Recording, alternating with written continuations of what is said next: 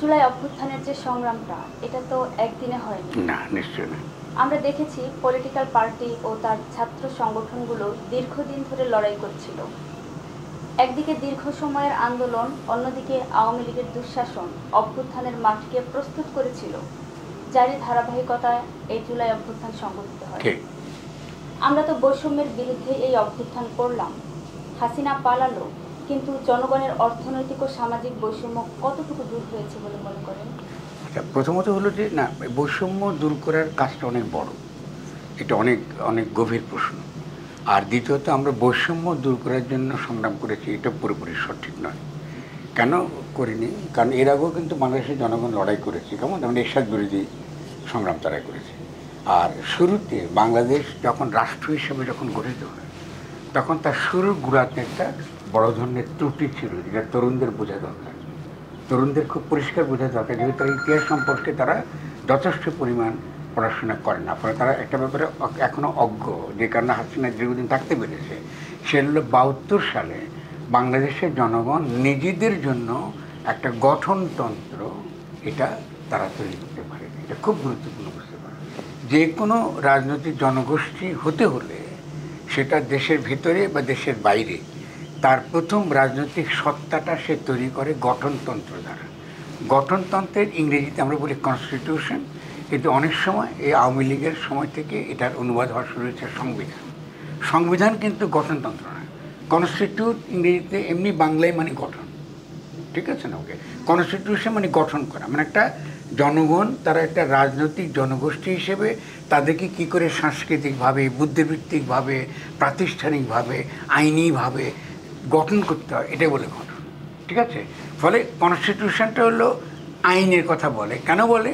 কারণ ঔপনিবেশিক শাসকরা যখন আমাদের দেশে এসেছিল তখন তারা আমাদেরকে শাসন করেছিল আইনের দ্বারা। ওরা কী করেছিল? ইন্ডিয়া অ্যাক্ট বা ইংরেজ একটা শাসনতন্ত্র প্রণয়ন করেছিল।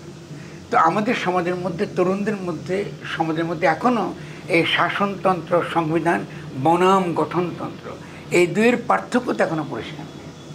তা তুমি যেটা বলছো যে বৈষম্যের বিরুদ্ধে লড়াই করছে না, এটা ঠিক না। কারণ এর আগে ছাত্ররা যে লড়াই করেছে এটা কোটা বিরোধী আন্দোলনের জন্য। তারা সরকারি চাকরি চেয়েছে। ওরা কী চেয়েছে? সরকারের চাকরি। কেন? কারণ আমলারা সবচেয়ে শক্তিশালী, আমলারা সবচেয়ে বেশি সুবিধাভোগী। তারা ইঞ্জিনিয়ার হতে চায় না, তারা ডাক্তার হতে চায়, তারা আমলা হতে চায়।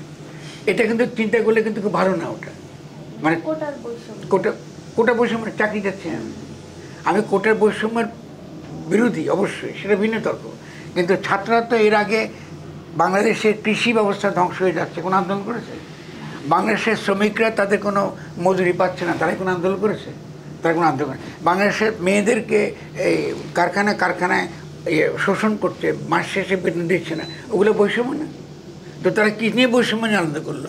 ওরা সরকারি চাকরি পায় না। এই সরকারি চাকরির জন্য তো আগ্রহ কেন? কারণ সরকারের আমলা হলে সবচেয়ে বেশি সুবিধা। আর শেখ হাসিনা আমলে আমলার পজিশন পাওয়াটা সবচেয়ে বড় উচ্চ পদে। তো ছাত্রদের আন্দোলনের প্রতি খুব বাহাবা দেওয়ার কিছু নেই।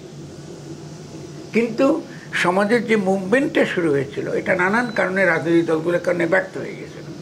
ব্যর্থ হয়ে যাবার কারণে লোকজন রাজনৈতিক দলের প্রতি ছিল হতাশ। এখন ছাত্ররা যখন কোটা বিরোধী আন্দোলন করলো, এর মধ্যে আলোকারা নুরুল হকের মতো ছেলেরা আসলো, ওরা তো নিতে হয়েছে। ওরা শেখ হাসিনাকে কী ডাকলো? আম্মা ডাকলো, মা। তো জনগণ পছন্দ করে নাই। এরপরে সে কী করলো? সে গিয়ে ওই যে মোসাদের লোকের সঙ্গে দেখা করলো, ইসরায়েলে। তো ওটা তাহলে তার জনগণ তো ওকে নিতে চাইছিল, দেখা গেলো যে ও তো ঠিক না। তখন তারা নতুন নেতৃত্ব খুঁজতেছে তরুণদের মধ্যে। সেই সময় কিছু তরুণ এই পরিস্থিতির মধ্যে আন্দোলন যখন টানা বাঁধছে তখন নতুন করে তারা আবার কোটা সংস্কার শুরু করতে গিয়ে প্রথমে শুরু করেছিল কোটা সংস্কার। যখন শেখ হাসিনা আদালত থেকে বললো যে এটা বাতিল করে দিয়েছে, শেখ হাসিনা বাতিল করার পর আন্দোলন শুরু হলো। শুরু হওয়ার পরে কী হলো ঘটনাটা? তারপর গুরুত্বপূর্ণ যেটা ঘটেছে সেটা হলো আন্দোলনটা তখন কী হলো, কোটা সংস্কার থেকে তারা একটা বৈষম্য বিরোধী কথাটা তারা ঢোকালো। এটা তাদের খুব গুরুত্বপূর্ণ অবদান। ওদের যে ঐতিহাসিক অবদান এটা স্বীকার করতে হবে। ওরা বৈষম্য বিরোধী কথাটা বললো। এতে কিন্তু সমস্ত সমাজে বিভিন্ন স্তরে যে বৈষম্য ছিল এবং সেই বৈষম্য বিরোধী জনগণের যে চেতনা এটা তখন শক্তিশালী হয়ে গেল, ওরা সমর্থন পেয়ে গেল। কিন্তু ওদের যে চেতনার ক্ষেত্রে যদি ঘাটতি ছিল, এটা আমরা পরবর্তীতে দেখছি, এখন দেখতে পাচ্ছি ছাত্ররা। কারণ ওরা ওই ছাত্র সেই পরিসরে যখন আলো লড়াইটা করলো, তখনও তারা যথেষ্টভাবে না এই আন্দোলনটাকে একটা রাষ্ট্রের পরিবর্তনের দিকে আমরা কী করে নিতে পারবো। তারা কিন্তু কী করলো, ক্ষমতা আসার পরে তারা ডক্টর ইউনূসকে ডেকে আনলো এবং কী করলো, এবং একই সঙ্গে তারা সংবিধানের অধীনে, মানে শেখ হাসিনার যে সংবিধানটা উৎখাত করার জন্য জনগণ লড়াই করেছে, সেই সংবিধানের অধীনেই তারা এই অভ্যুত্থানকে ঢুকিয়ে দিল। ঠিক আছে না? তাহলে তোমাকে খালি বৈষম্যহীন বলে কিন্তু চলবে না, এটা কিন্তু ভুল অবস্থান। তারা দেখা যাচ্ছে আমাদের এখানে বুঝতে হবে, তার মানে কি ছাত্রদেরকে অবদান নেই? অবশ্যই অবদান আছে। তরুণদেরকে সমর্থন করবো, অবশ্যই সমর্থন করবো, কিন্তু তরুণদের সীমাবদ্ধতা তো মারাত্মক। কারণ সে কী মারাত্মক সীমাবদ্ধ? 1 নম্বর, তারা রাষ্ট্র এবং সরকারের পার্থক্য বোঝে না। 2 নম্বর, তারা ছাত্রদের কথা বৈষম্যহীন কথা বলছে, কিন্তু গরিব যে নির্যাতিত নিপীড়িত, শ্রমিক যে নির্যাতিত নিপীড়িত, এমনকি নারী যে নির্যাতিত নিপীড়িত, এটা তারা বলছে না। না পারার কারণে এই যে নেতৃত্বের ক্ষেত্রে একটা বিপুল পরিমাণ তরুণ মেয়েদের আমরা দেখলাম, কেউ হিজাব পরে আসছে, কেউ জিন পরে আসছে, হঠাৎ করে হাওয়াই কায়দায় তারা উবে চলে গেল, হাওয়া হয়ে গেল। এটার দোষ কি ছাত্রদের না? আচ্ছা, ছাত্রদের এখনকার নেতৃত্বের মধ্যে কটা মেয়ে আছে? কারা আছে? খুব কম। তাহলে ওরা বৈষম্যহীন কী করে হলো? ওরা তো অর্ধেক হতে হবে, মেয়েদের নেতৃত্বে 50 থাকতে হবে, তো তারা তো সবাই নিজের নেতৃত্ব নেওয়ার জন্য পাগল হয়ে গেছে। তাহলে এটাকে সমাজকে তো ফাঁকি দিলে চলবে না, সমাজ তো অবজার্ভ করে। আমরা সমাজের পক্ষ থেকে এগুলো নিরীক্ষণ করি, পর্যালোচনা করি। আমরা ছাত্রদের পক্ষে 100 ভাগ, কিন্তু তার মানে এই নয় যে আমরা ছাত্রদেরকে মেয়ে মাথায় তুলে না দেবো, এটা কোনো যুক্তি নেই। ফলে ছাত্রদেরকে প্রথম কাজ যেটা করতে হবে সেটা তাদেরকে পড়াশোনা করতে হবে। পলিটিক্স যখন করতে নামছো, তো তারা তো পড়াশোনা করতে নামেনি, তারা নির্বাচন করতে নামছে। এটা কি ভালো? এটা কি ভালো? তারা নির্বাচন করা মানে কি? তাতে বিএনপি আছে, জাতীয় পার্টি আছে, আমাদের আর তারা আরেকটা দরকার ঠিক এনসিপি দরকার তো নেই। আমরা যদি গণ অভ্যুত্থানে তারা কমপ্লিট করুক, তারা তো গণ অভ্যুত্থানেই কমপ্লিট করে না। ঠিক আছে, তুমি ভুল করেছো তখন, তো এখন করো। এখন তুমি নির্বাচন করে কি বদলাতে পারবা? তো নির্বাচন করতে এর আগেও তো আমরা পারি না নির্বাচন করে রাষ্ট্রকে বদলাতে, রাষ্ট্র গঠন করতে। তো তারা নির্বাচনী দল বানালো কি জন্য? একটা নির্বাচনী দল বানাইলো এবং গিয়ে তারা কোথা থেকে টাকা নিচ্ছে? কাদের কাছে টাকা নিচ্ছে? এরা বিভিন্ন সংস্থায় দেখা যাচ্ছে যে এরাই মানে ছাত্রদের, যদি আমি নির্বাচন করি, মানে আমলাতন্ত্রের অনেকটা। আচ্ছা ধরো আমি যাতে বড় বড় কথা বলি, আমি যদি এখন নির্বাচনে যাই, তাহলে আমি নির্বাচনে কত টাকা লাগবে? 500 কোটি টাকা লাগবে। আমি পাবো কোথায়? কে দেবে আমাকে? আমি নিশ্চয়ই তখন ওই আগের ওই বিএনপির দলের, আমি একটা বিএনপি দল বানাবো, তাহলে এনসিপির তো বিএনপি মার্কা দলই হবে। সে এই ধরনের দল তার কোনো আর কিছু হতে পারে না। সে কেমন করবে? সে তার একটা অফিস দিতে তো মেলা টাকা লাগে, এটা কী করে সে চালাবে? তারপর সে যে এত বড় একটা অনুষ্ঠান করলো তার ঘোষণা দেওয়ার জন্য, ও যখন গণ অভ্যুত্থান করছে, তাই কোনো দলের ঘোষণা দিয়েছে? তো জনগণ মানে নেই ওকে। তো সোফা টোফা দিয়ে এত বড় অনুষ্ঠান দরকারটা কিছু, এত কোটি টাকা দিয়েছি কোথায়? কার কাছে গেছে এটা? তাহলে জনগণকে তো, জনগণের চোখে তো আমরা মিথ্যা কথা বললে তো চলবে না, জনগণ তো মানবে না বলে। তাহলে আমাদের উচিত হবে যে এনসিপি যেন ভুল পথে না যায়। ফলে আমরা এই কথা না বললে ওরা ভুল পথে যাবে। ফলে তোমরা তরুণরা যতই আমাদের উপর রাগ না কেন, যে ওনাদের চুল পাকে গেছে, ওনারা সব বুড়ে হয়ে গেছে, ওনারা জানে না, না আমরা বলবো তোমাদের, আমরা মারা গেলে গালাগালাজ করো, সমস্যা নেই, কিন্তু আমাদের কাজ হয় তোমাদেরকে বলা। কারণ তোমরা যখন ব্যর্থ হবে, তখন তোমাদের সফলতা বিফলতার সঙ্গে এই 70 থেকে 18 কোটি লোকের ভবিষ্যৎ জড়িত রয়েছে, তাদের ভাগ্য জড়িত রয়েছে। এটা তামাশা করার বিষয় না। আচ্ছা, আপনি বলেছিলেন যে অভ্যুত্থানকে অনেকে মনে করে বিপ্লব, এটা কি আদৌ বিপ্লব হয়েছে? আর আপনি কিন্তু শহীদ মিনারে বিপ্লবী সরকার গঠনের কথা বলেছিলেন।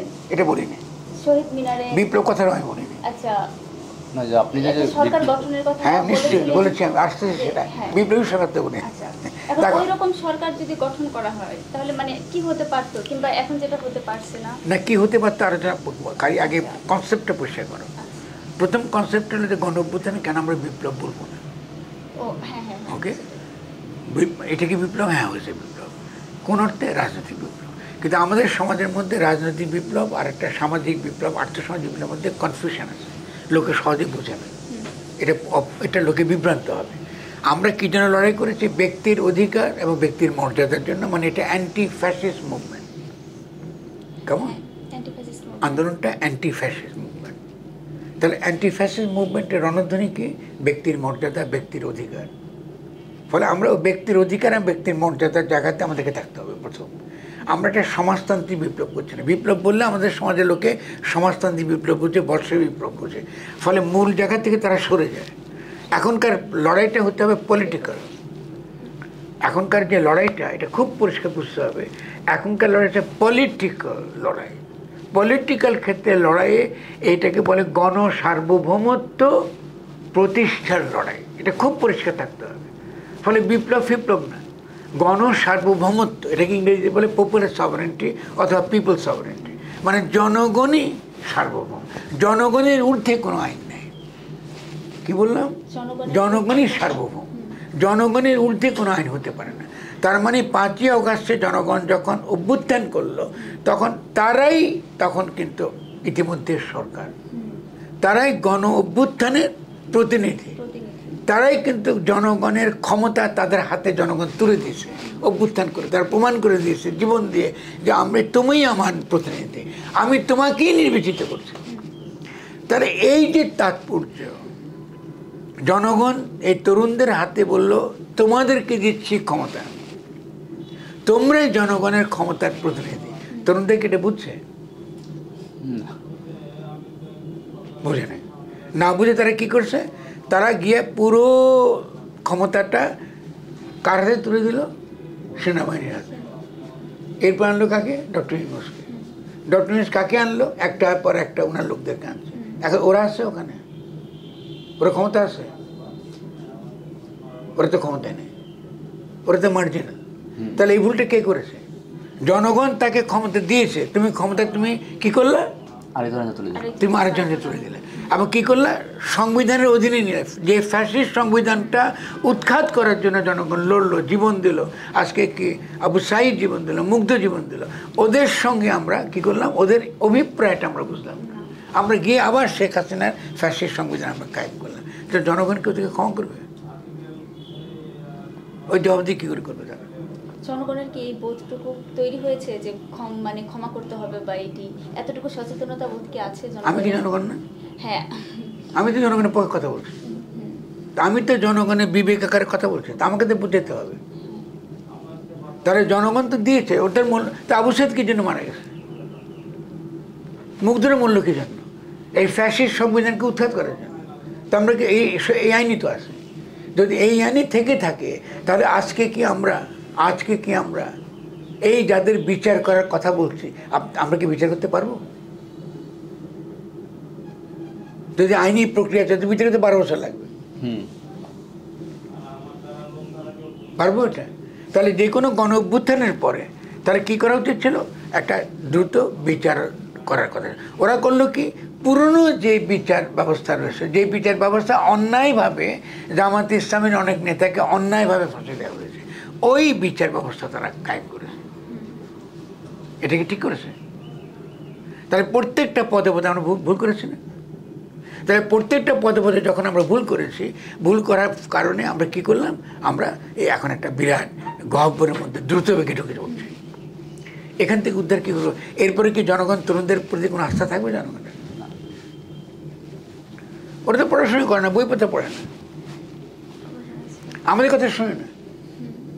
ওই মনে বুড়ো হয়ে গেছে, তা আমি বুড়ো হয়েছি অবশ্যই, আমি কী করবো? আল্লাহ বুড়ো করছে, আমি কী কেন বন্ধ করতে পারবো? হ্যাঁ, এখন তাহলে আমরা তো অভিজ্ঞতা থেকে কথা বলি। 71 আমরা যে ভুল করেছি আমরা সে ভুলটা বারবার করতে চাই না। তাহলে তাহলে আমাদের উচিত হবে এখন প্রথমত ভুল শুধরানো, তরুণদেরকে রক্ষা। দেখেন, আমি একটু আগে পরিষ্কার বলেছি, ডক্টর ইউনূস যে ভুলগুলো করেছেন এটা তরুণদের জন্য বিপজ্জনক। এখন তরুণদের জীবন নিয়েই এখন ইতিমধ্যে ঝুঁকিপূর্ণ হয়ে পড়েছে। কেন? কারণ তিনি তাদেরকে ঘোষণা দিতে দেয়নি, প্রোক্লামেশন। তরুণরা একটা গণঅভ্যুত্থান করেছে, গণঅভ্যুত্থানটা ঘোষণা দেওয়া এটা তাদের অধিকার। এই অধিকার আমরা হরণ করতে পারি না। এই অধিকারটা যদি আমরা হরণ করি তাহলে কী হবে? আমরা আসলে এই গণঅভ্যুত্থানকে হরণ করলাম। ডক্টর ইউনূস তাদেরকে ঘোষণা দিতে না দেওয়া মানে উনি কিন্তু গণঅভ্যুত্থানের স্পিরিটকে তিনি হরণ করলেন, এটার প্রতিবন্ধকতা তৈরি করলেন। এরপরে উনি কী বললেন?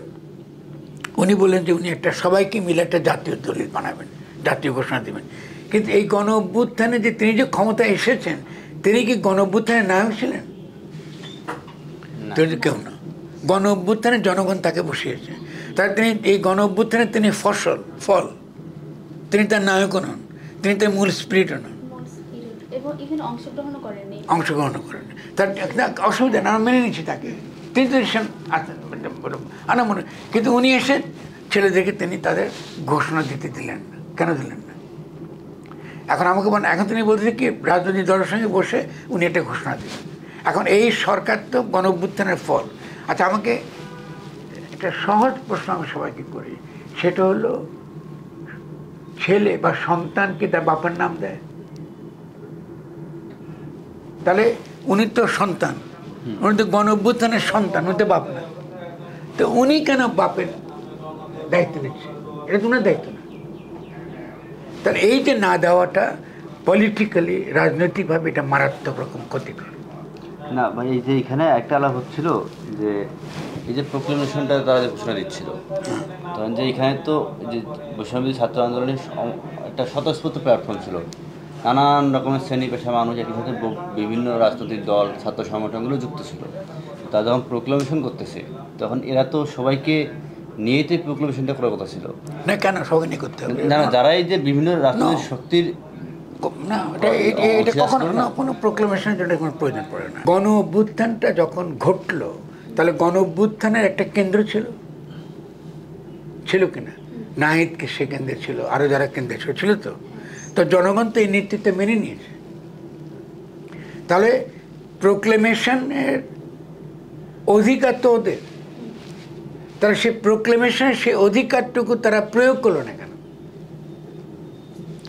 তখন তাদেরকে বলা হয়েছে তোমরা কি করবা, ডক্টর ইউনূস যখন 8 তারিখে নামবেন তখন তোমরা ডক্টর ইউনূসকে নিয়ে কোথায় যাবে? তোমরা যাবে হয় শহীদ মিনারে অথবা রাজু ভাস্কর্যের সামনে। এটা আমার তো ভিডিও আছে, এগুলো হ্যাঁ বলেছে। সেখানে গিয়ে তোমরা কি করবে, আজকে থেকে শেখ হাসিনার পতন হয়েছে এবং তার রাষ্ট্র ব্যবস্থার পতন হয়েছে, আমরা আজকে থেকে আমাদের নির্দেশে রাষ্ট্র চলবে, ঠিক আছে? এবং যতদিন পর্যন্ত না জনগণের অভিপ্রায় আমরা আবার নতুন করে লিখতে না পারবো, ততদিন পর্যন্ত আমরা ক্ষমতা থাকবো। জনগণের অভিপ্রায় লিখবার যে প্রক্রিয়া, এটাকে বলে গঠনতান্ত্রিক প্রক্রিয়া। সবই বলেছে, একটার পর একটা বলে গেছে। তা সেই গঠনতান্ত্রিক প্রক্রিয়া মানে কি? তারা তখন জনগণের কাছে যাবে, তোমাদের কাছে যাবে, মেয়েদের কাছে। এই তোমরা যাতে লড়াই করলে, তা মেয়েদের অধিকারটা কি তোমরা বলতে। এখন তাহলে নারী কমিশন লাগতো, নারী কমিশন লাগতো, কনস্টিটিউশন পর্যন্ত চলে যেত। আজকে সিভিল কোডের জন্য মেয়েরা দাবি করছে, সিভিল কোড তখন অটোমেটিক চলে আসতো, কারণ এই মেয়েরা নিশ্চয় সিভিল কোডে যেত। আজকে কি আশাকে মারা যেত? আজকে যে মেয়েটা আত্মহত্যা করেছে সে কি মরতো না? তাহলে এর জন্য কে দায়ী বলো?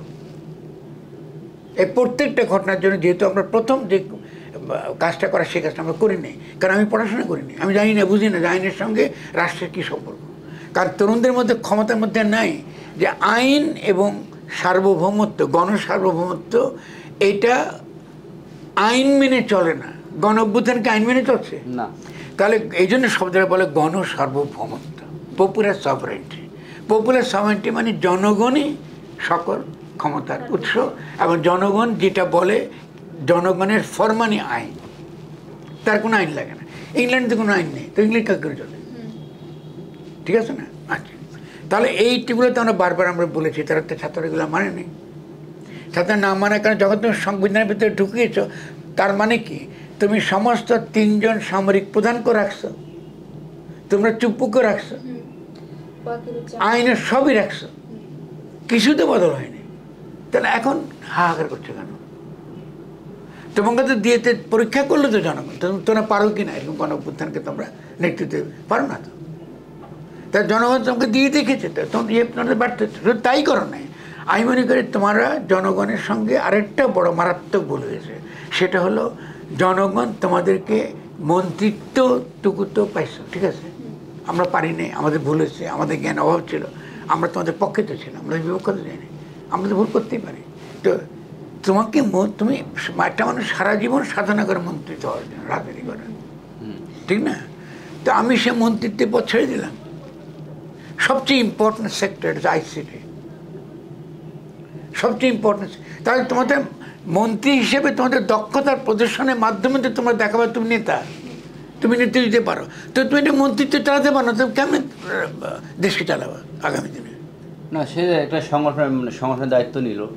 কি কোন সংগঠন? মানে এনসিপি একটা পার্টির দায়িত্ব। এনসিপি তো বিএনপির একটা ক্ষুদ্র দল, এই তো মাত্রা আসছে। ও মানুষ রাজনীতি করে তো ক্ষমতা যাওয়ার জন্য, ও তো ক্ষমতা দিয়ে আসে, আবার দরকারটা কি? ও যেটা দায়িত্ব দিচ্ছে এটা সে ঠিক মতো পালন করুক না। ওকে তো দায়িত্ব আইসিডির দায়িত্ব দিচ্ছে না, ওরা আজকে লোকাল গভর্নমেন্টের দায়িত্ব আছে না আসিফের, ঠিক আছে, মাহফুজের দায়িত্ব আছে না কমিউনিকেশনের। তো এটা তারা ভালোভাবে করুক না, সমস্যাটা কি?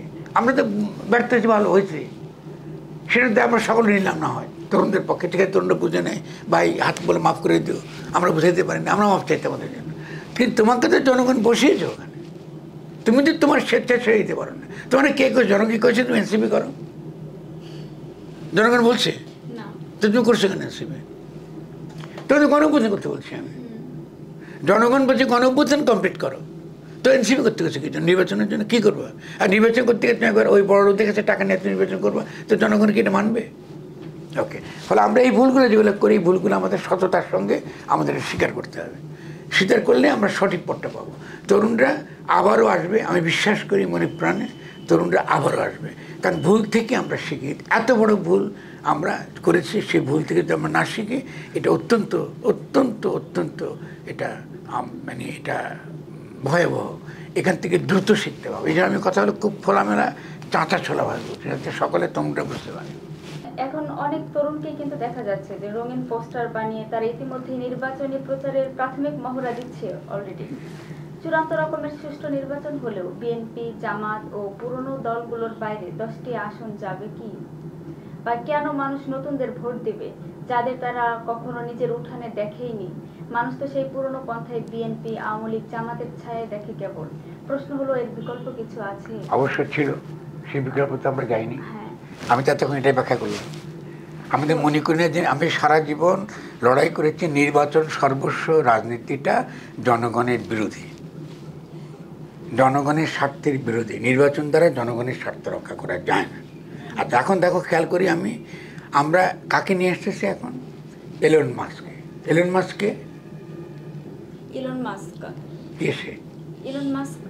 তো হচ্ছে ধরেন যে একটা ব্যবসায়ী, ধনকুবের।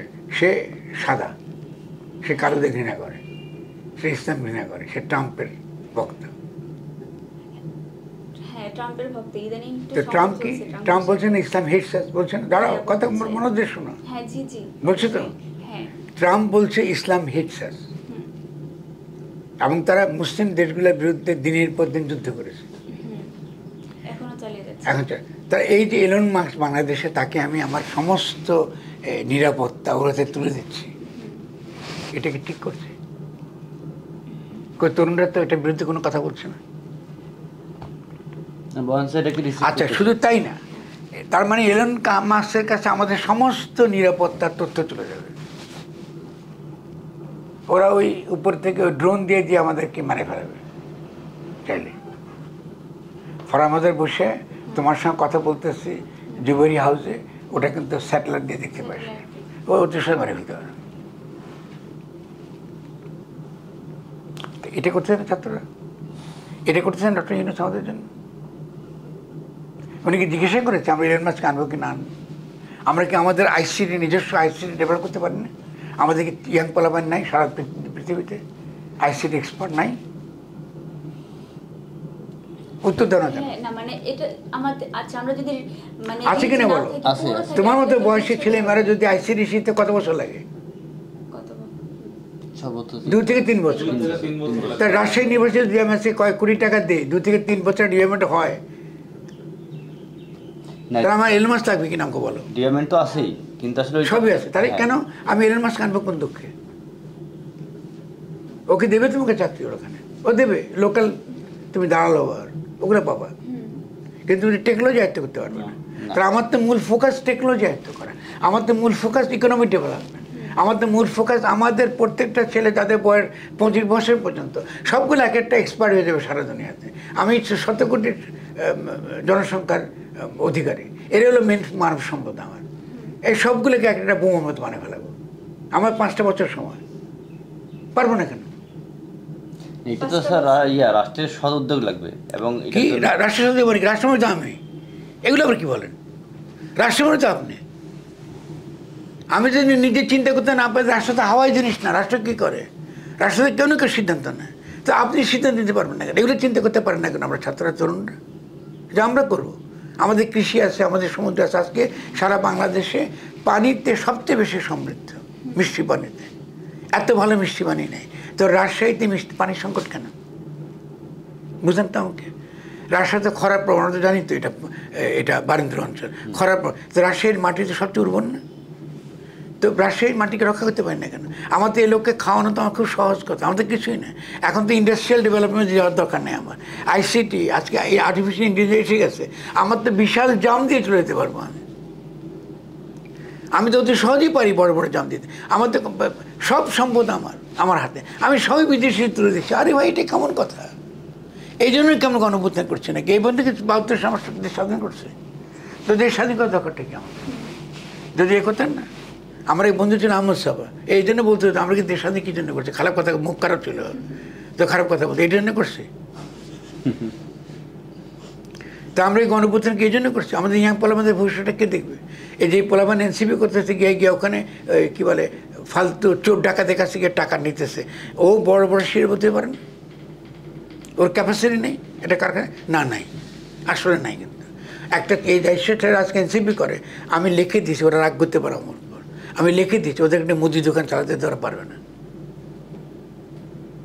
এখন একটা গল্প বলি, কিসের রাজনৈতিক অভিজ্ঞতা দরকার? আজকে তো ওই বিশ্ববিদ্যালয় তোমাকে আজকে পড়াশোনা চালাতে পারবে? আজকে সকালে আমি এই যে একটা গেস্ট হাউস, এখানে সকালে নাস্তা পাইনি, আমরা এটাই চালাতে পারি না, রাষ্ট্র চালাবো। তো এটা চালাই না শিখবো আমরা। এটা তো বিশ্ববিদ্যালয়, একটা গুরুত্বপূর্ণ বিশ্ববিদ্যালয়, ঠিক আছে? এই বিশ্ববিদ্যালয় আসছে, এখানে মশা কামড়ে ঘুমাইতে পারিনি। আমি অভিযোগ করছি না তোমাকে, আমি রাষ্ট্র বোঝাচ্ছি তোমাদেরকে। এটা তো আমাদের শিক্ষা সবচেয়ে চূড়ান্ত শিক্ষা প্রতিষ্ঠান। তো এটা ছাত্ররা কোনো অধিকার নেই। আজকে এখানে এত সুন্দর গাছপালা বরণ দিন ছিল, এটা এত নোংরা করে আসছে কেন? এটা ছাত্রের দায়িত্ব না? ওটা আমরা থাকি না প্রতিদিন এখানে যেসব গাছপালা লাগা সেগুলো কি বরন্দের অঞ্চলের জন্য গাছপালা? এগুলো তার মধ্যে যে গাছপালা কই? তার তোমাদের ইকোলজি জানো না তোমরা, এনভায়রনমেন্ট জানো না তোমরা, পরিবেশ জানো না, নিজের ভবিষ্যৎ বোঝো না। এখন গিয়ে কী করে তোমরা বসুন্ধরার টাকা আর এসবের টাকা চলবে আর কি? You don't know how to do your own things. তোমার তো উচিত হবে এগুলো আমি করবো, আমার বিশ্ববিদ্যালয় এটা ঠিক করবো আগে। আমার টিচারদের অসম্মান হয়, আমার এইখানে অনেক বড় বড় টিচার আছে আমাদের, ওরা বিদেশ থেকে অনেক লোক ত্যাগ করে দেশে আসছে কাজ করতে, ঠিক না? ছাত্রদের তো কোনো রেসপেক্ট নেই, আসছে টিচারদের প্রতি শিক্ষার কোনো আগ্রহ আছে? কোনো আগ্রহ নেই। এটা ভাইকে বসে আছে খেতুড়ি যাবো বলে, কালকে থেকে যে তোমাদের টিচার বসে আছেন স্যার আমার জন্য, কারণ এটা গুরুত্বপূর্ণ জানে। তোমাদেরকে যদি বলি যে খেতুড়ি কি, কোথাও বলবো? তা জানো না কেন? এত বড় একটা আন্দোলন হয়ে গেল, একটা সমস্ত বিশাল সাংস্কৃতিক আন্দোলন। আজকে খেতুড়ির আন্দোলন দিয়ে ইসকন সারা দুনিয়া জয় করে ফেলতেছে, এই খেতুড়ি দিয়ে, খেতুড়ি কীর্তন দিয়ে। মনোহর শাহী এবং গরানাটি যে কীর্তনের যে ধারা, কালচারাল মুভমেন্ট, এটা ম্যাসিভ মুভমেন্ট। এখান থেকে সহজে বৈষ্ণবরা বেরিয়েছে, এখান থেকে বাউলরা বেরিয়েছে। তুমি রাজশাহী থেকে মাত্র অল্প কথা 2 ঘন্টা লাগে, যাবো আজকে? হ্যাঁ, এই যে 2 ঘন্টা লাগে, যাও নি তোমরা ছাত্ররা? হ্যাঁ, তোমার নিজের you don't nothing about yourself. তো তোমাদের দিয়ে কী করবো আমরা? কারণ তোমাদের কোনো আগ্রহ নাই কোনো কিছুতে। যদি বলি রাজশাহীতে কয়টা আমের গাছ আছে, কত রকম জাত, কয়টা আমের জাত বলতে পারবো? 2-3 নাম আম জাত বল। এখান থেকে তো যাচ্ছে মুর্শিদাবাদ দিয়ে, এখান থেকে হাতির পিঠে যেত রানী পাসান, নাম শুনছে? হাতির পিঠে করে যেত, ও যখন যেতে প্যাকে যেত 3 দিনে, হাতির পিঠে করে যেত, ওই পাকা ওই রানী পাসান, রানী ওটা পছন্দ করে। এগুলি হিস্ট্রিতে জানো না কিছু, তো তুমি দেশ কেমন তোমার গঠন করবে? রাজশাহীর সিল্ক আছে এখন? তাহলে তোমাদের কোনো দুঃখ হয় না যে রাজশাহীর সিল্ক আনতে হবে, আমাকে ফেরত দেওয়া? এখান থেকে এত বড় মালবাড়ি হয়, গুটি পোকা, এত কোথাও এত সুন্দর গুটি পোকা হয় না। তা তোমাদের কিচ্ছুতে আগ্রহ নেই। তোমাদের আগ্রহ আছে নির্বাচন করবা, তোমরা আরেকটা এমপি হবা। তো এই তরুণদের দিয়ে করবো ঠিকই আমরা। ফলে তরুণ বলে আমাদের কাছে আশা করো না যে আমরা যারা চুল পাকছে আমরা খুব লাফাবো, আমরা মহা উৎসাহী হয়ে যাবো না। তাদের হ্যাঁ, তো ঠিক আছে, তাহলে কিছু আমরা জানি না। তাহলে যারা বিসিএস তারা রাষ্ট্র গঠন যে করে তো বিসিএসকে লাথি মেরে ফেলাই দিবে। আজকে চীন কি বিসিএস পড়ে চীন বানাইছে? চীন যখন তরুণরা বিপ্লব করলো ওরা কি বিসিএস দিয়ে বিপ্লব করছে? ভাই বল না, হাসি কথা না, তো সিরিয়াস হবেন না। ওরা তো অস্ত্র নিয়ে নামে গেছে রাস্তায়। আজকে চীন এখন আমেরিকাকে ছাড়িয়ে গিয়ে কি করে, চীন কোথায়, চীনে আমাদের সামনে তো মডেলও আছে, কেমনি করে আগাবো আমরা। আমাদের তো অত ওই ভুল তো করার দরকার নেই। নেপালের পোলাপান পারে, আমরা পারি না। সিঙ্গাপুর কোথায় বাদ দাও, সেখানে মিলবে না। নেপালের পোলাপান আমাদের এখানে ছিল না এরশাদ বিরুদ্ধে আন্দোলনের সময়। সে বাবুরাম ভট্টরায় বলে যে ফরাদ ভাই তোমাদের লেখাপড়া আমরা বিলুপ করে ফেলে, তোমাদের এই অবস্থা কেন? ভাই আমার তো এই ক্ষেত্র যেতে হবে, ফলে আমি একটা প্রশ্ন ছোট করে, সেটা হচ্ছে আমি আমার কথা রাগ হচ্ছে না ওই যে রাগ হচ্ছে না, কিন্তু ক্ষেত্র আপনার ওইখানে যাইতে হবে, ওইখানে মানুষ অপেক্ষা করতে যাবো, আমি অবশ্যই যাবো। কিন্তু আমাদের জায়গাটা হচ্ছে ধরেন যে এখন তো অনেক কিছু ভুল হয়ে গেছে, ফলে আবার এটা তো সংশোধনও করতে হবে। এখন আসলে উপায়টা কি? এখন কি প্রচুর উপায়। প্রথম উপায় হলো ক্ষেত্রতে যাওয়া। আমাদের কাজ করতেছে, আমাদের খুব সহজ। আমি আমার নিজের এলাকা চিনবো আগে। প্রথম উপায়টা কি? প্রথমে নিজেকে চেনা, আমার শক্তিকে চেনা, আমার শক্তির উপর আস্থা থাকা। ফলে তরুণরা পারবে, আমি মনে করি, আমি মনে প্রাণে বিশ্বাসকে পারবে, কারণ তরুণরা এই ঘটনাটা ঘটেছে। আমি এত কথা বলছি কাদের সমাজে ঘটে, তাদেরকে আমি ভালোবাসি, আমার সে অধিকার আমি করতেছি। ফলে তরুণরা অবশ্যই পারবে। আমরা যতদিন মধ্যে জীবিত আছি ওদেরকে আমরা পথ থাকবো, গালি দিয়ে যাইকে ওদের পাশে থাকবো, আমরা ওদের মরলে ওদের সঙ্গে মরবো। এখন আমাকে এটা বলেন তো, তা আপনার কথা শুনে সেটা বিপ্লব করছে। এখন আপনার আমি আমার সাথীদের ছেলেগুলো বাঁচেন। এখন প্রথম কাজ হচ্ছে যে আমাদেরকে ফোকাস থাকতে হবে। ফোকাস, রাষ্ট্র গঠনটা হলো ফোকাস। আমরা গণ অভ্যুত্থান করেছি গণসার্বভৌমত্ব কায়েম করার জন্য। এখন প্রথম পলিটিক্স হলো গণসার্বভৌমত্ব। শেষ কথা বলে আমি তারা শেষ করবো। হ্যাঁ, আচ্ছা আচ্ছা, আমি এটা শেষ করে ফেলি। তাহলে প্রথম কাজটা কি? গণসার্বভৌমত্ব কায়েম আমরা কি করে করব? আমাদের একটা ঘোষণা লাগবে, সকলে একমত হতে হবে। এই যে এনসিপি পড়ি সকলে মিলে ঘোষণা লাগবে। ঘোষণাটা হবে 3টা দাবি আমাদের ঘোষণাপত্র। এটা খুব মনোযোগ দিয়ে শুনতে হয়, বুঝতে হবে। 3টা দাবি। প্রথম কি দাবি থাকবে? যেহেতু আমরা ফ্যাসিস্ট শক্তির বিরুদ্ধে লড়াই করেছি, তাহলে এটার লড়াইটাকে আমি কি করে একটা ঘোষণার মধ্যে আনবো, যাতে আমার যে নতুন যে রাষ্ট্র আমি গঠন করতে চাই তার মধ্যে এটার প্রতিফলন থাকবে। তাহলে আমি ঘোষণাতে বলবো যে আমরা একটা নতুন গঠনতন্ত্র প্রণয়ন করব। আমাদের আগামী রাষ্ট্রের কোনো অধিকার থাকবে না ব্যক্তি অধিকার হরণ করবার এবং ব্যক্তির মর্যাদা হরণ করবার। তাহলে ফ্যাসিস্ট শক্তি বিরোধী কথাটা আমি এক লাইনে বলে ফেললাম। রাষ্ট্রের কোনো অধিকার নেই। কি অধিকার নেই? সে কোনো ব্যক্তির অধিকার হরণ করবে, এরকম কোনো আইন সে পালন করতে পারবে না। আমি পার্লামেন্ট থাকতে পারে, পার্লামেন্টের কোনো অধিকার থাকবে না এমন কোনো আইন করবে যে সে ব্যক্তির অধিকার হরণ, যে সবার সমাবেশের অধিকার হরণ করবে, এই যে ডিজিটাল সিকিউরিটি আইন বানাবে, এটা কোনো আইন তাকে করতে দেওয়া যাবে না। রাষ্ট্র সার্বভৌম না। সার্বভৌম কে? জনগণ। তাহলে রাষ্ট্র যদি সভারেন না হয়, তাহলে রাষ্ট্রের প্রথম হলো যে তার ওই সভারেন্টের দাবিটাকে ছেড়ে দেওয়া, যে তুমি আইন করলে এটা আইন হবে না, তুমি আমার কোনো আইন করতে পারবো না যে আইন ব্যক্তির, জনগণে বলিনি আমি, ব্যক্তির অধিকার হরণ করে। আর কি করে? ব্যক্তির মর্যাদা। ব্যক্তির মর্যাদা কেন? কারণ তুমি যখন তখন আমার রসুলকে গালি দিবা, এটা হবে না। তুমি যখন তখন কৃষ্ণ একটা লম্পট বলবা, এটা হবে না। কারণ এটা ব্যক্তির মর্যাদা হরণ করে। কেন? আমার বাপকে গালি দিলে আমার লাগে। ফলে তুমি ব্যক্তির অধিকার এবং ব্যক্তির মর্যাদা তুমি হরণ করতে পারো না। এটা প্রথম আইন। 2 নম্বর আইন কি? এটা বলে ঘোষণা। আমি এখন কি বলতে, আইন না, ঘোষণা বলছি। তার 2 নম্বর ঘোষণা কি হবে? রাষ্ট্র এমন কোনো আইন বা নীতি প্রণয়ন করতে পারবে না যাতে প্রাণ, প্রকৃতি এবং পরিবেশ ধ্বংস হয়। শেষ। এক লাইন।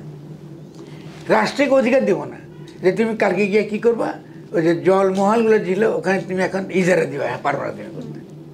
তুমি বন ধ্বংস হয় এমন কোনো নীতি করতে পারবে না, কৃষি ধ্বংস হয় এমন কোনো নীতি করতে পারবে না, তুমি কৃষি বিকাশে সব করতে পারবে, কিন্তু এমন কোনো নীতি করতে পারবে না যেখানে বিষ দিয়া আমার মাটি ধ্বংস করা হয়, বিষ দিয়া আমার কি পানি ধ্বংস করা, এটা করতে পারবে। তা 2 নম্বর কি, প্রথম কি বলছে, ব্যক্তি এবং ব্যক্তির মর্যাদা হরণ করা, রক্ষা না, রাষ্ট্রের হরণ করবার কোনো অধিকার নাই। কথা খেয়াল করে ঘুরে বলতেছে, কারণ রাষ্ট্রটা আমার লাগবে।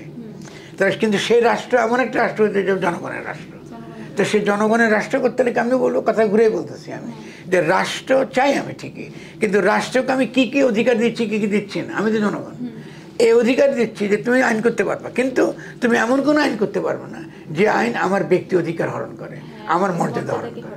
আচ্ছা, 2 নম্বর কি পারবে না তুমি, প্রাণ প্রকৃতি পরিবেশ ধ্বংস করে এমন কোনো আইন এবং নীতি প্রণয়ন করতে পারবে না, তোমাকে দিয়ে নেই। 3 নম্বর, জীবন এবং জীবিকা অনিশ্চিত করে তোলে, জীবন এবং জীবিকা অনিশ্চিত করে তোলে এরকম কোনো নীতি বা আইন প্রণয়ন করতে পারবে না, এবং জীবন এবং জীবিকা নিশ্চিত করবার দায়িত্ব রাষ্ট্রের। আমি যদি চাকরি না পাই, দায়িত্ব কার?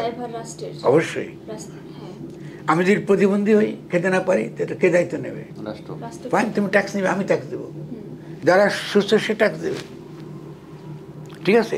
এই যে এতগুলো ছেলে পঙ্গু হয়ে বসে আছে, তো ওর জীবনটা চলবে কেমন? রাষ্ট্রকে চালাতে হবে, ও তো আমার জন্য জীবন দিচ্ছে, আমার জন্য পঙ্গু হয়েছে। তাহলে এই 3টে নীতির ভিত্তিতে, যেটা আমাকে বলছেন, এই 3টে নীতির ভিত্তিতে আমাদেরকে এখন জনগণকে সংগঠিত করতে হবে, সংগঠিত করে নতুন গঠনতন্ত্র প্রণয়নের দিকে আমাদের দিতে হবে, এবং ডক্টর ইউনূস সরকারের উপর আমাদের চাপ সৃষ্টি করতে হবে, বাস সোজা। না, এই যে এখন তো পলিটিক্যাল পার্টিগুলো নির্বাচন যাচ্ছে, আপনি কেন নির্বাচন যাচ্ছেন? আমি যদি আলোচনা করতে চাই না, নির্বাচন চাই না। না, সেক্ষেত্রে এই যে ডক্টর ইউনূস বিভিন্ন কমিশন করছে, মানে উনি যে ধরেন যে সংবিধান সংস্কার কমিশন, তারপর নারী কমিশন, শ্রম সংস্কার কমিশন, এই যে কমিশনগুলো করছে, এখন পলিটিক্যাল পার্টিগুলা অনেক বড় প্রধান যে পার্টিগুলা এরা তো সমর্থন দিচ্ছে না, ফলে এই যে কমিশন করছে এগুলো কতটুকু বাস্তবায়ন হবে, করতে পারবে? এটা ডক্টর ইউনূসকে জিজ্ঞাসা করুন, আমি তো বলতে পারবো না। আমি তো কী করে বলতেছি আপনাকে, কারণ এইসব কমিশনের মধ্যে তো আমি নেই। আমি তো খুব ছোট্ট ফর্মুলা দিয়েছি, যে সাধারণ গরিব মানুষ ভাই বুঝবে না, সাধারণ লোক, ওকে যদি বলি প্রাণ প্রকৃতি পরিবেশ ধ্বংস করা এরকম নীতি রাষ্ট্র করতে, ও বুঝবে না। তো ওকে বোঝানো আমার এখনকার কাজ। তাহলে তরুণদের প্রথম কাজ হচ্ছে জনগণকে সচেতন করা, প্রথম যে এটার চাই আমি। কিন্তু তারা ক্ষমতা পেয়ে কিন্তু ওই মুখী হয়ে গেছে, মানে সাধারণ জনগণের। কিন্তু যখনই তোমরা শোনো, তো যখনই তোমরা এই কথাগুলো বলা শুরু করো, আমরা এই 3 নীতির ভিত্তিতে আমরা আবার আন্দোলন চাই, আর জনগণ আবার তোমাদের পক্ষে চলে আসবে। জনগণ তো বোকা না। তুমি যখন লোককে নির্বাচন কথা বলবে না, কোন নির্বাচন কথা বলে ব্যাটা তোর এর মধ্যে কর্মসূচির মধ্যে লেখে 3টা, তারপর তোকে ভোট দেবো, ঠিক আছে না? তাই আগে তো তুমি লোককে তো এডুকেট করবা, লোককে এডুকেট না করলে তুমি আগাতে পারবে না। তোমরা নিজেরা এডুকেট হবো এবং লোকে জনগণকে এডুকেট করবো, এটা হলো মূল কাজ। তাহলে আমরা কি, আমরা আগামী দিনে যে গণ আন্দোলনটা করবো, সেই গণ আন্দোলনটা হবে গণ অভ্যুত্থানটাকে পূর্ণ রূপ দেওয়া। পূর্ণ রূপ দিতে হলে আমাদের এমন একটা রাষ্ট্র গঠন করতে হবে যে রাষ্ট্রে এই 3টা অলঙ্ঘনীয় নীতি এটাকে থাকবে প্রিয়াম্বেল, এটাকে বলে বেসিক স্ট্রাকচার, রাষ্ট্রের বেসিক স্ট্রাকচার বলে এটাকে। এটা রাষ্ট্র কখনো লঙ্ঘন করতে পারে না। তারপরে সে যা ইচ্ছে তা করে, সেই সব কি কমিশন বানাইছে, ওরা কি রাখে কি রাখে না রাখে না, এটা আমি একদমই আগ্রহী না, বুঝে গেলে কথা। ফলে ওটা হোক পরীক্ষামূলক হোক, আমি কি প্রেসিডেন্সিয়াল সরকার রাখবো নাকি আমি পার্লামেন্টারি, তাও তো তর্কের বিষয়, তর্কের বিষয় না। এখন কি প্রেসিডেন্টের কাছে ক্ষমতা থাকবে না প্রধানমন্ত্রী, এটা ইররিলেভেন্ট তর্কের বিষয়। আমি তো কারো কাছে ক্ষমতা চাই, আমি জনগণের কাছে ক্ষমতা চাই। প্রেসিডেন্টকে চিনি না, আমি প্রেসিডেন্টকে, আমি জনগণ চিনি। কথা বুঝে গেছে ভাই? আমরা তো তাহলে আমাদের আগাইতে হবে। আমি এমনি একটু নরমালি কথা বলি, মানে আমাদের নরমাল কথাবার্তা, মানে মানুষের জীবনে মানে উন্নততর উদ্দেশ্যটা কি মূলত তোমার কি মনে হয়? আমি জানতে চাচ্ছি। তুমি বলো, আমি বলবো, তোমারটা বলো। আচ্ছা, আমার আরো কিছু কথা আছে, একবারে বলি। হ্যাঁ, মানে যারা রাজনীতি করবেন, ঊর্ধ্বতন সরকারি কর্মকর্তা হবেন, তারা কেন বাইরের দেশে চিকিৎসা নেন? তাদের সন্তানরা কেন বিদেশে পড়ালেখা করে, তারা কেন যে কোনো সংকটে বিদেশে আশ্রয় নেয়, এসব কি আমাদের কারা? বিচারিতা কারা? নয়? যারা রাজনৈতিক দলগুলো, হ্যাঁ মানে তাদের সন্তানরা কিন্তু দেশের বাইরে তাদের পড়াশোনা সন্তান করে। আর তুমি তো এক না। না আমি সেজন্যই তো বললাম, কিন্তু সে তো তুমি রাজনৈতিক বললে তো হবে না, এটার প্রতি তুমি লড়াই করছো না, তুমি বলতেছো খালি মুখে। একটা লোক যখন অত্যাচারিত হয় সে যে খালি মুখে বলে, "এই আমাকে অত্যাচার করে তার মারিস না আর মারিস না", এটা হলো? কিন্তু তা কি করে? কিন্তু আমরা তো একটা সংস্কারের মধ্য দিয়ে, সংস্কার অভ্যুত্থান যেটা পাই বলি, যাও তার নাই মধ্য তো। দিয়ে আমরা যাও নাই। আসলাম, মানে স্বৈরাচারকে আমরা না, আপাতত যাও নাই। বিতাড়িত করতে এতক্ষণ তো আলোচনা করলাম, যাও নাই তো তোমরা। হ্যাঁ আমরা তোমার যাই, তোমরা অভ্যুত্থান করছো, তারপর কি সে তোমরা ওদের হাতে তুলে দিচ্ছ, তো ওরা নিয়ে গেছে তোমাকে। কিন্তু এরপরে আমরা আশাবাদী ছিলাম এইসব সংস্কার নিয়ে কেন হয়তো আশাবাদী কথা হবে? হবে। কেন আশাবাদী হবে? কেন হয় কিন্তু এখন মানে এগুলো নিয়ে কোনো কথা হচ্ছে না। না? শোনো, তুমি আবার এত আলোচনা করতে আবার পিছিয়ে চলে যাচ্ছ। আচ্ছা। কথা হচ্ছে যে আমরা আলাপগুলো চলে আসছে। আমরা তো এগুলো চলে আসছে। না, তুমি একটু ঠান্ডা মাথায় চিন্তা করো, তোমরা এখনো পর্যন্ত ওরা যে ল্যাঙ্গুয়েজ দেয় ওই ল্যাঙ্গুয়েজে কথা বলতেছো।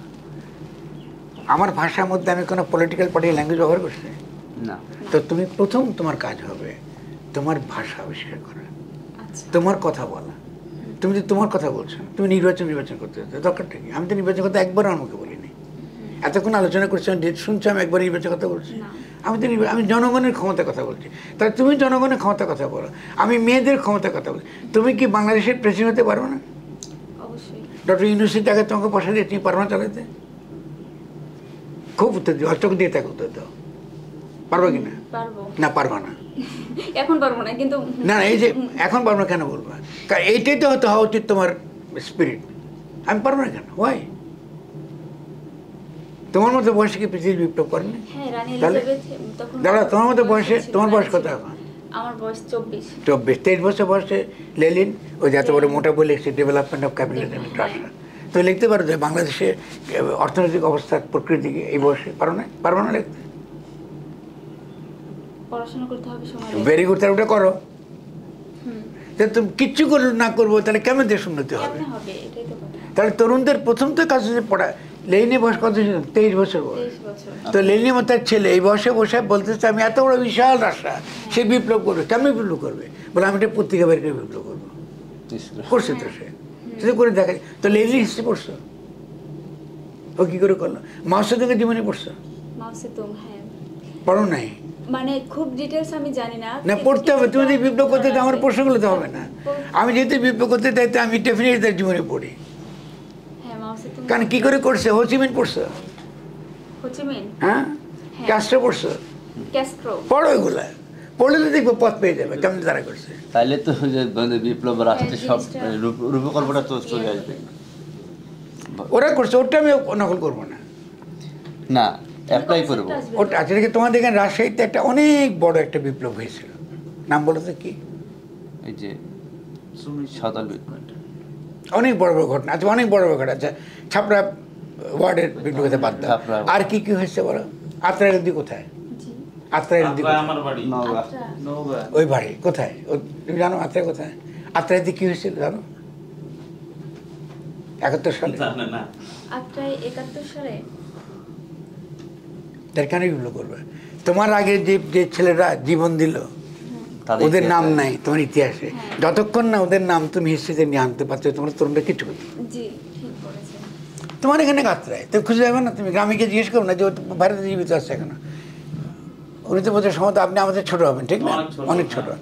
ওনারও মনে থাকবে নিশ্চয়, আমি sure। আমি তো জানি, কেন আমি তো আসছি আপনি যুদ্ধ করে গেছি না। আমি যেটা পুরোনো পুরোনো খারাপ লোক, পুরনো পুরোনো না। এই প্রত্যেকটা অঞ্চল অঞ্চল ঘুরে বেড়েছি না, রস এখান থেকে পারিনি। এখানে কৃষক বিদ্রোহ হয়েছে, তানোরে। অবশ্যই, হ্যাঁ। তানোরে কৃষক বিদ্রোহ হলো। দর্শন বললেন না। যুদ্ধ হচ্ছে মানুষের সঙ্গে কথা বলা, মানুষের কথা বলা, মানুষের কাছ থেকে শেখা। আমি কিন্তু কথা বলছি তোমাদের সঙ্গে একটু মানে ইচ্ছা করে একটু রস দেওয়ার জন্য, কিন্তু আমি কিন্তু তোমাদের কাছ থেকে অনেক কিছু শিখে ফেলছি। কী শিখেছি বলো? শিখেছি এই তরুণদেরকে আমি কোন স্তরে নেমে কথা বলতে হয়, ওরা কোন স্তরে আছে, কী কথা বললে ওদের মনে আমি পৌঁছাতে পারবো। কারণ আমার কাজটা মানুষের মনে পৌঁছানো। তার রাজনীতি মানে আরে অপর একটা মানুষের মনের মধ্যে আমি কি করে প্রবেশ করবো, এটাকে বলে রাজনীতি। তুমি যখন এই অ্যামেন্ড করতেছো না, আচ্ছা আমি একটা আলাদা লোক, তুমি একটা আলাদা লোক না, কিন্তু আমরা যখন হাঁ করি তখন আমরা কিন্তু এক হয়ে যাই। আচ্ছা আমরা প্রত্যেক কিন্তু খণ্ড খণ্ড হয়ে আছে, কিন্তু যখন আমরা হাঁ করি আমরা কিন্তু শক্তি হয়ে যাই। এটাকে বলে রাজনীতি।